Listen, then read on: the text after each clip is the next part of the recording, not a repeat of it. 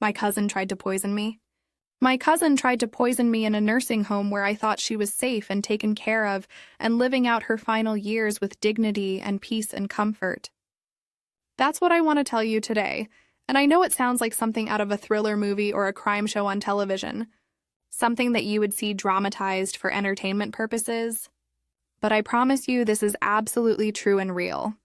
This is my life.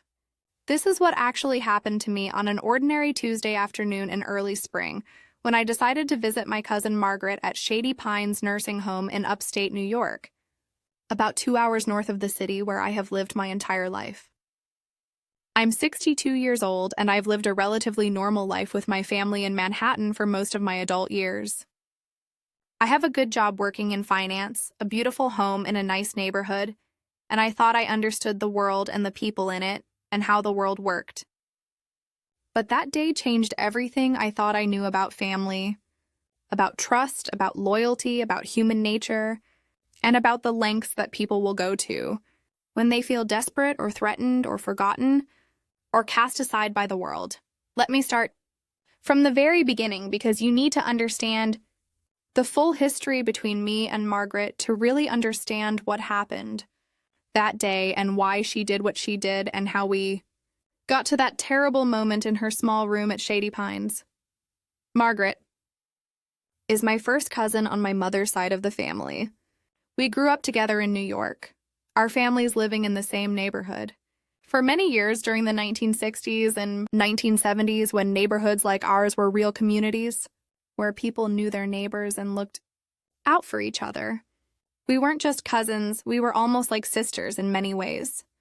Our mothers were best friends, inseparable sisters who did everything together and shared everything. They raised us side by side in a way that created a bond between Margaret and me that seemed unbreakable at the time. We spent virtually every single day together as children. We went to the same schools. We played in the same parks. We shared toys and secrets and dreams about what we would become when we grew up and entered the adult world. Margaret was a few years older than me, and I looked up to her like she was the coolest person in the world. She was beautiful and smart and talented in ways that I admired deeply. She could draw and paint and play the piano beautifully.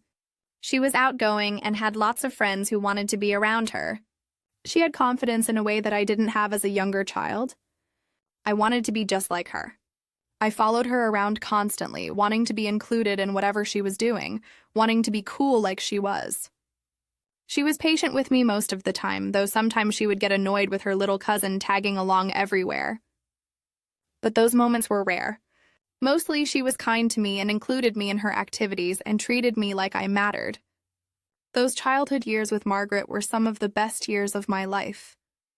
I didn't know it then, but I was living through a period that would be permanently gone as soon as we became teenagers and started to grow apart the way people do.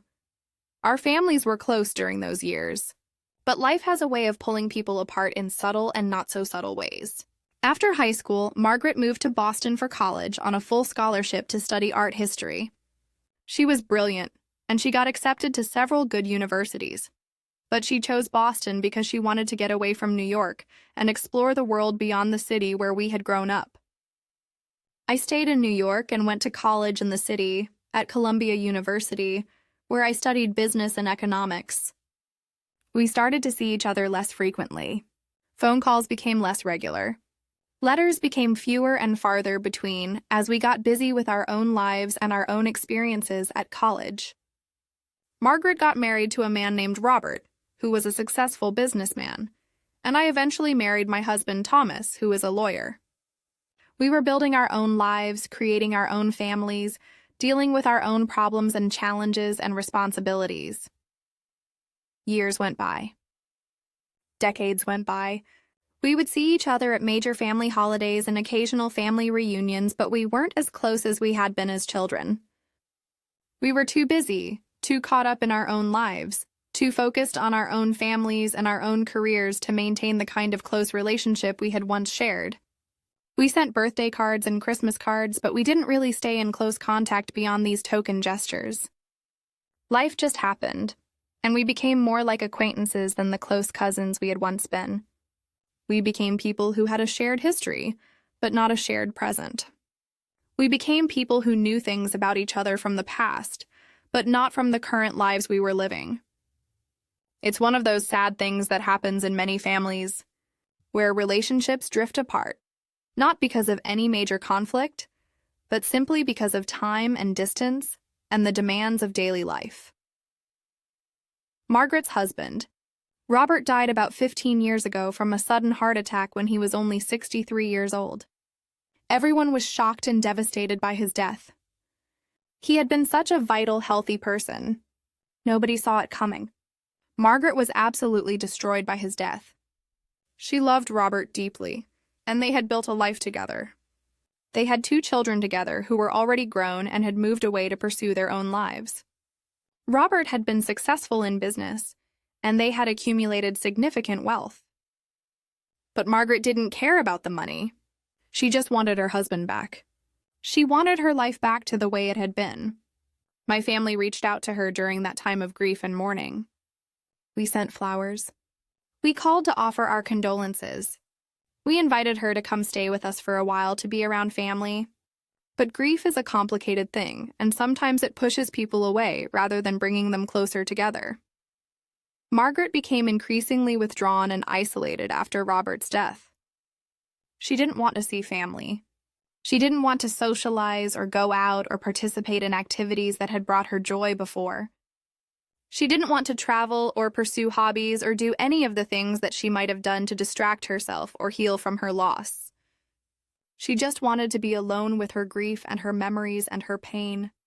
She would sit in her home for hours, looking at photographs of Robert and their life together, remembering the good times and thinking about all the time they had lost by having his life cut short.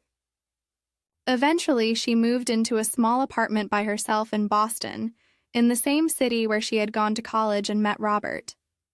She lived there quietly and alone, and we would hear from her maybe once a year, usually around her birthday or Christmas. That became our relationship for many years. Distant and polite and superficial, but not warm or intimate or meaningful in any real way. Then about 5 years ago, Margaret had a stroke. It was a mild stroke, not the kind that would kill her, but it was serious enough to cause some lasting effects. She recovered from the immediate effects of the stroke, but she was left with some weakness on her left side and some difficulty with speech that made communication more challenging. Her mind was still sharp and clear, but her body and her ability to speak were compromised. She couldn't live alone anymore because she needed assistance with daily tasks like bathing and dressing and preparing meals and managing her medications.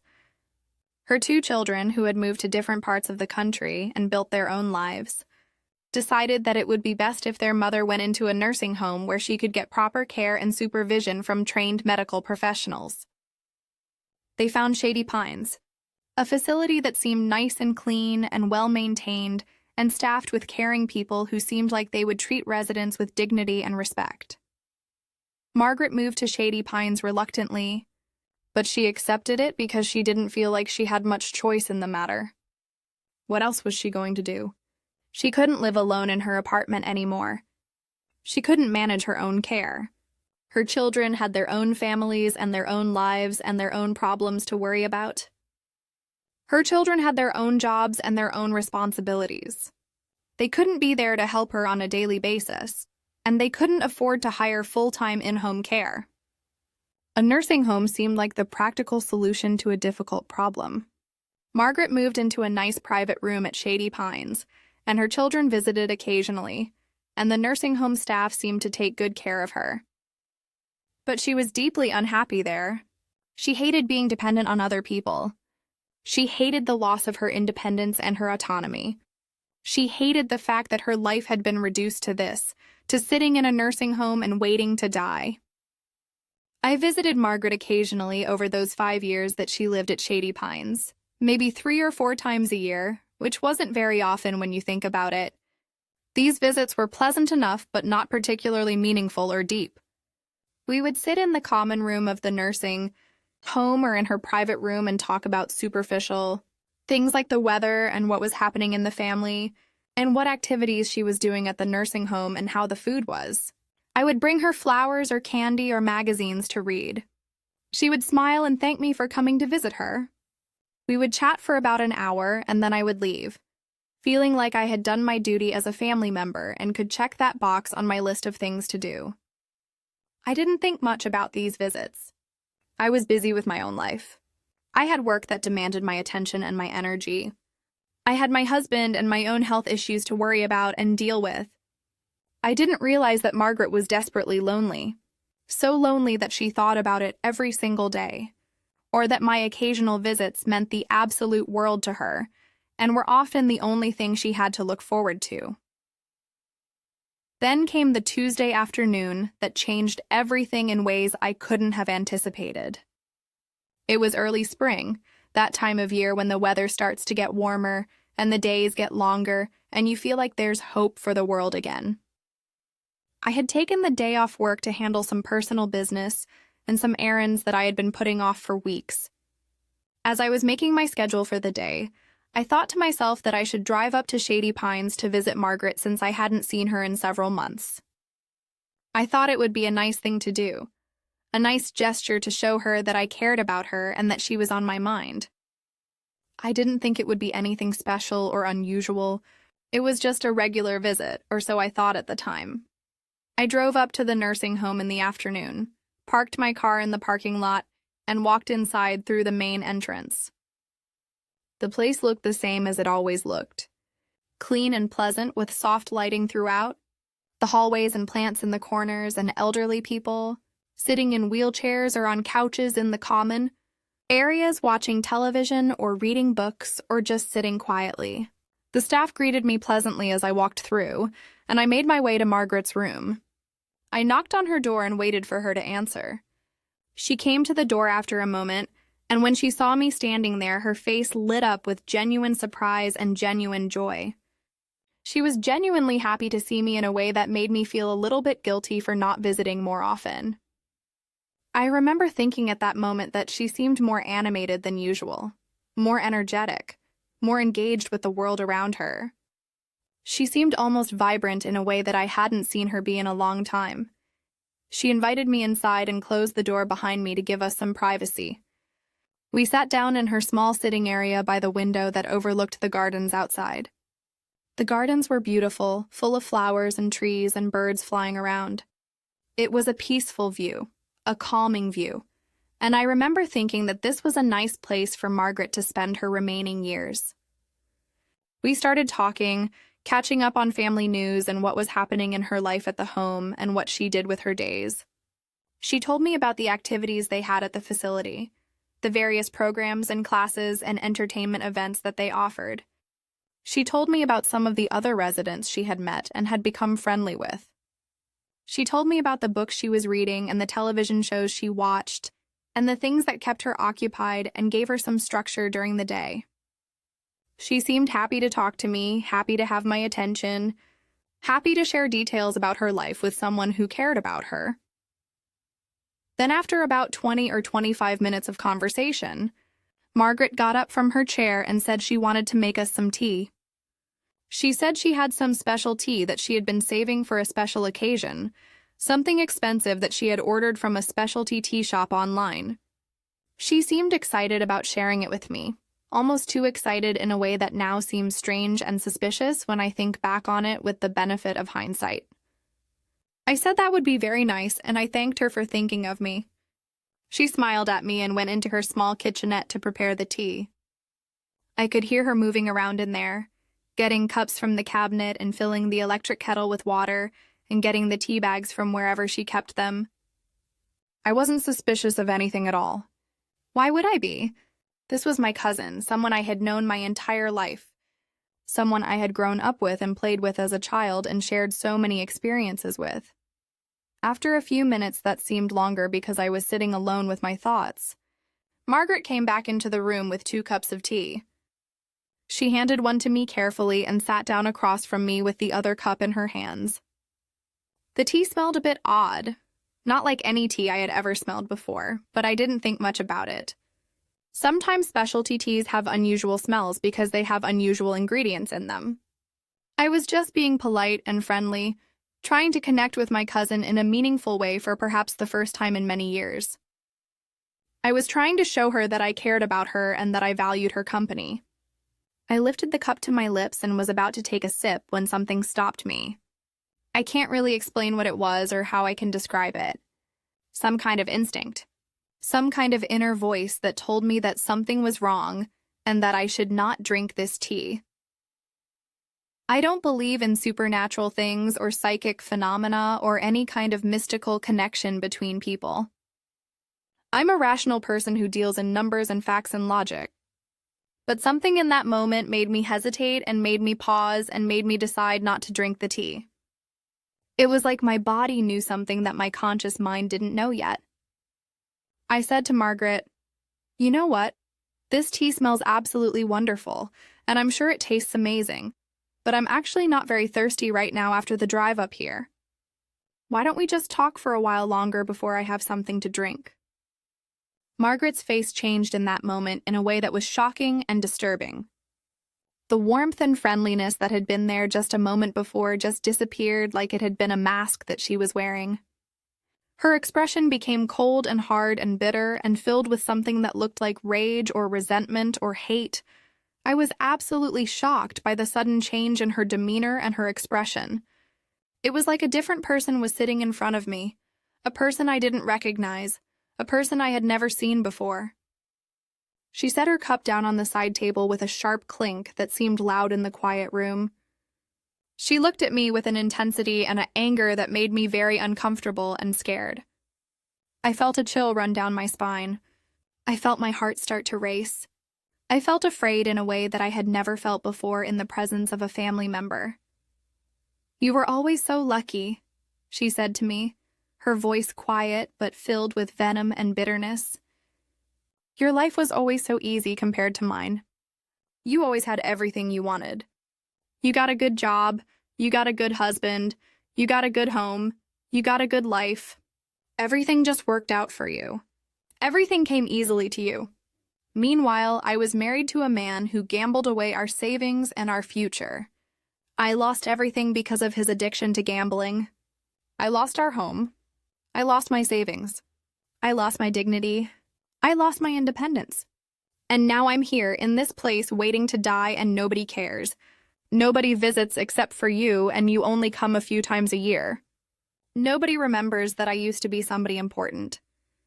Nobody remembers that I used to matter. Nobody remembers that I used to have a life that meant something." I was absolutely stunned by this outburst and by the things she was saying to me. I didn't know what to say in response. I had no idea that Margaret harbored these feelings toward me. I had no idea that she thought my life was so much better than hers, or that she resented me so deeply. I had no idea that she had been thinking about these things and building up this resentment over years and years. I tried to say something, to defend myself or to comfort her, or to explain that her life mattered to me. But she kept talking and didn't let me get a word in. "I've been planning this for months," she continued, her voice getting louder and more agitated and more intense. "I've been researching things online. I've been reading medical journals and toxicology reports. I found out what you could put in tea that would make it look like someone had a heart attack. Something that wouldn't show up in a normal autopsy. Something that the doctors would think was natural causes. I thought if I could do this to you, if I could take something from you the way life has taken everything from me, then maybe I would feel like things were fair. Maybe I would feel like the world was balanced again. Maybe I would feel like I had some control over my life again." I was absolutely terrified at this point. My hands started to shake. I felt my heart pounding in my chest so hard I thought it might break through my ribs. I realized in that moment that my cousin was mentally ill, that she had been planning to poison me, and that if I had drunk that tea, if I had taken even one sip of it, I might be dead right now. I might be lying on the floor of this nursing home room having a heart attack, and nobody would ever know that my own cousin had poisoned me. I realized that I had almost died. I realized that I had come very close to being murdered by a member of my own family. I stood up from my chair as calmly as I could, trying to control my fear and my panic. trying not to show how terrified I was. Margaret was watching me intently, and I could see that she was disappointed that I hadn't drunk the tea. She seemed unhinged, unstable, dangerous in a way that I had never thought a family member could be. I made an excuse about having to leave, saying that I had suddenly remembered an important appointment that I had completely forgotten about. I said I was so sorry, but I had to go right away. She didn't try to stop me from leaving. She just sat there in her chair, watching me with those cold, bitter eyes, filled with resentment and rage and disappointment. I left the nursing home as quickly as I could without running or making a scene. I got to my car and locked the doors. My hands were shaking so badly that I could barely grip the steering wheel. I drove directly to the police station in that town, and I reported what had happened, what Margaret had said to me, and what I suspected she had put in the tea to try to poison me. The police officers took me seriously. They could see that I was genuinely terrified. They went to the nursing home and questioned Margaret and confiscated the tea. They tested it in their laboratory. It was laced with a substance that could indeed cause cardiac arrest and sudden heart failure. Margaret had actually done it. She had actually tried to poison me. She had actually been planning to commit murder, to take my life, to end my existence because she felt that her own life was unfair and meaningless. Margaret was arrested and charged with attempted murder. She went through a psychiatric evaluation and was deemed to be mentally competent to stand trial, even though she clearly had serious mental health issues. But here's where the story takes a different turn, where it becomes more complicated and more interesting and more human. During the trial preparation, I had to sit down and think deeply about what I wanted to do. I could press charges and see Margaret go to prison. I could see her locked away for the rest of her life, spending her final years in a prison cell instead of a nursing home. But I also started to understand what had happened to her over the years, how her life had spiraled downward after her husband died, how she had become increasingly isolated and bitter and angry at a world that seemed unfair and cruel to her. I talked to my family about it. I talked to my husband Thomas about it for hours. I talked to a therapist about it to try to understand my own feelings. And I came to the realization that Margaret was sick. She was mentally ill. She was suffering from depression and possibly other mental health conditions that had gone untreated for years and years. She had been suffering for so long and nobody had noticed or helped her. I had seen her a few times a year and brought her flowers and candy, but I hadn't really looked at her or listened to what she was going through. I hadn't paid attention to her emotional state. I had been too busy with my own life to notice that my cousin was falling apart and drowning in despair and hopelessness. Decided to drop the charges against Margaret on the condition that she would receive proper mental health treatment and continue that treatment for as long as she lived. She agreed to work with psychiatrists and psychologists to address her issues. She was moved to a different facility that specialized in mental health care for elderly patients. Over the following years, I visited her regularly, much more regularly than I ever had before. We talked about what had happened and why she had done it, and what had driven her to such a desperate act. She apologized profusely to me over and over again. She told me that she had been in such a dark place, that she had felt like her life had no meaning anymore, that she had wanted to hurt someone the way she had been hurt by life. Slowly, with proper treatment and medication and therapy, Margaret began to improve. She started taking antidepressants that actually worked for her. She attended therapy sessions regularly and started to process her grief and her trauma. She began to reconnect with her family members in meaningful ways. She started to see her life in a different way, to understand that she had value and worth even though her life hadn't turned out the way she had hoped. We became close again, in a way that we hadn't been since childhood. I visited her every week without fail. We would sit together and talk about life and death and regret and redemption and forgiveness. We would talk about our childhood together and the good times we had shared. We would talk about our hopes and our fears and our dreams and our disappointments. Margaret passed away about 2 years ago, peacefully in her sleep. She was 81 years old. She had lived a long life, not as long as she might have wanted, but long enough to find peace and redemption before the end. At her funeral, I spoke about our childhood together, about the beautiful friendship we had shared before life pulled us apart. I talked about how she had struggled and suffered, but how she had eventually found peace through treatment and connection with family members who cared about her. I talked about how important it is to check on the people we love, to really see them and listen to them, to understand that loneliness and despair can drive people to do terrible things if we don't intervene. I talked about how we need to be more aware of mental health issues in our families and our communities. What I learned from this experience is that poison is not always something you put in someone's tea. Sometimes poison is loneliness. Sometimes poison is despair. Sometimes poison is feeling like you don't matter to anyone anymore, like your life has no value or meaning. Margaret tried to poison me with a chemical substance, but really, she had been poisoning herself with bitterness and resentment and isolation for years before that. If I had taken the time to really connect with her, to really listen to what she was going through, to really understand her pain and her struggles, maybe none of this would have happened. Maybe she would have gotten help earlier. Maybe she would have found healing sooner. I tell this story because I want people to understand that the people we love can be in pain that we don't see. I want people to understand that mental illness is real and serious and needs to be taken seriously, not ignored or swept under the rug. I want people to understand that forgiveness is possible even in situations that seem unforgivable. And I want people to understand that our choices matter. My choice not to drink the tea may have saved my life. Margaret's choice to pursue treatment gave her a path toward healing and redemption.